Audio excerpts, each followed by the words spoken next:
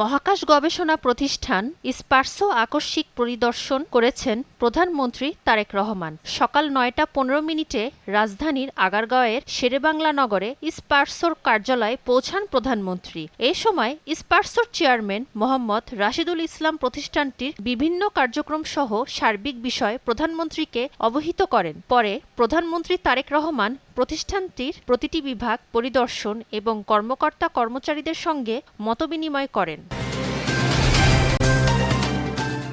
জুলাই গণঅভ্যুত্থানের সময় রাজধানীর রামপুরায় ভবনের কার্নিশে ঝুলে থাকা যুবক আমির হোসেনকে গুলিসহ দুজনকে হত্যার অভিযোগে করা মামলায় হাবিবসহ ৩ পুলিশের মৃত্যুদণ্ড দিয়েছেন ট্রাইব্যুনাল। আন্তর্জাতিক অপরাধ ট্রাইব্যুনাল ১-এর চেয়ারম্যান বিচারপতি মোহাম্মদ গোলাম মর্তুজা ৩ সদস্যের বিচারিক প্যানেলে এ রায় ঘোষণা করেন।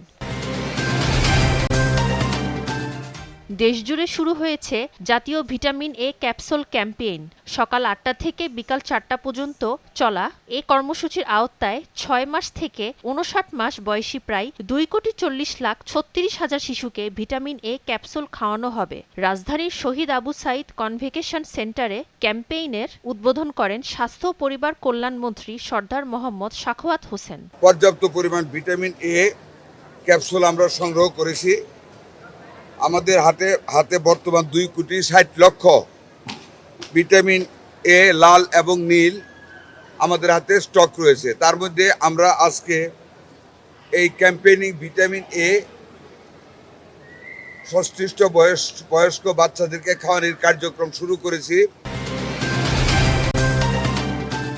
কলকারখানার উৎপাদন সক্ষমতা বাড়াতে গ্যাস সংকট সমাধানে সরকার আন্তরিকভাবে কাজ করছে বলে জানিয়েছেন বাণিজ্যমন্ত্রী খন্দকার আব্দুল মুক্তাদির। বিডা মিলনায়তনে বাণিজ্যমন্ত্রী বলেন, গত ১৭ বছরে দেশে নতুন উদ্যোক্তা তৈরি হার ছিল খুবই কম। গ্যাসের অপ্রতুলতার কারণে শিল্প কারখানাগুলো তাদের পূর্ণ উৎপাদন সক্ষমতা কাজে লাগাতে পারেনি। এর ফলে আয় বৈষম্য বেড়েছে। আজকে থেকে ১৫-২০ বছর আগে আয় বৈষম্য যে জায়গায় ছিল তার তুলনায় আরো অনেক বৃদ্ধি পেয়েছে। বৃদ্ধি পাওয়ার সব থেকে মৌলিক কারণ হচ্ছে গত ১২, ১৫, ১৬, ১৭ বছরে নতুন উদ্যোক্তা তৈরি হয়েছে খুব কম। বেশিরভাগই যারা ইতিমধ্যে শিল্প কলকারখানা স্থাপন করেছিলেন তারাই বড় হয়েছে। এর অবশ্য একটা বড় কারণ হচ্ছে গ্যাসের অপ্রতুলতা। যারা আগেই গ্যাস কানেকশন পেয়েছিলেন। আসন্ন এইচএসসি ও সমসমানের পরীক্ষার সব কেন্দ্র শতভাগ নকলমুক্ত ও প্রভাবমুক্ত রাখা হবে বলে জানিয়েছেন শিক্ষা এবং প্রাথমিক ও গণশিক্ষা মন্ত্রী ডক্টর আনম এহসানুল হক মিলন। সিলেটে এক মতবিনিময় সভায় কেন্দ্র প্রদানের সর্বোচ্চ সতর্কতার সঙ্গে দায়িত্ব পালনের আহ্বান জানিয়ে শিক্ষামন্ত্রী বলেছেন, সোশ্যাল মিডিয়া প্রশ্নে ফাঁসের ভুয়া খবর ছড়ালে কঠোর ব্যবস্থা নেবে সরকার। রাষ্ট্রপক্ষ আউট হবে না, কিন্তু বিভ্রান্তিকর নিউজ দিবেন, এটা কি বিচার হতে হবে না?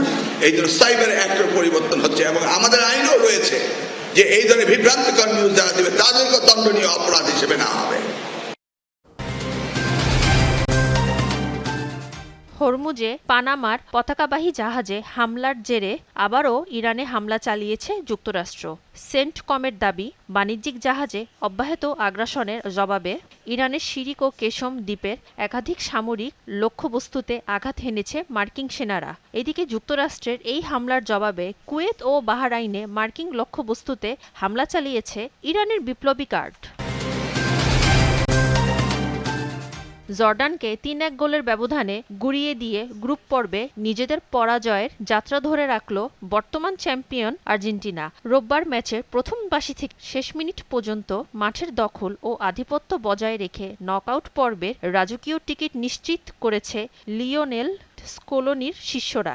এই দাপটে জয়ের ফলে গ্রুপ সেরা হিসেবে বিশ্বকাপের নকআউট পর্বে পা রাখল আল বিসেলেস তারা, যেখানে প্রথম বাঁচা মরার লড়াইয়ে আর্জেন্টিনা মুখোমুখি হতে যাচ্ছে লড়াকু কেপ ভার্দে।